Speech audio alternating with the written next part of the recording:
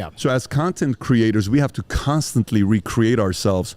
If we don't, you're like that person that was a motivational speaker in the 60s and 70s and 80s and still saying the same message from 60s, 70s, 80s. Nobody cares today. They respect you, but you got to kind of adjust or else you're going to be left behind. Yeah.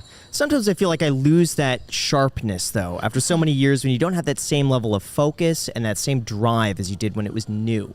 And because of that, you have a harder time adapting. True, but you're not 72.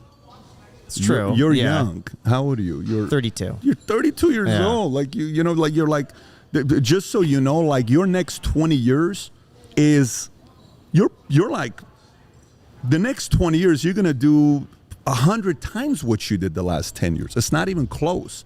So you mean to tell me I'm gonna wake up one day, I'm 32 years old, I got a channel that's got 4 million subs, another one that's got 880, I've got a few billion online views, I'm everywhere, you know, I'm respected, people calling me from, I have a good net worth, I've done well for myself, I have a voice that's heard by tens of millions of people.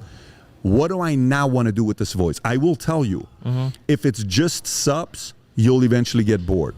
But if I want to do X, Y, Z with this, it'll excite the hell out of you. Yeah. I don't know. For me, when I was working as a real estate agent, I was always looking up to people on YouTube. And so for me, that had always been a dream. When I started making videos, I had so much fun. And instantly I knew that, like, this is it. I just had a gut feeling that this was my purpose for the time. And that was after about 7 to 8 years working as a real estate agent. I'll be approaching 6 years now on YouTube, and I feel like there's that 7-year sort of itch where I'm like, what's next for me?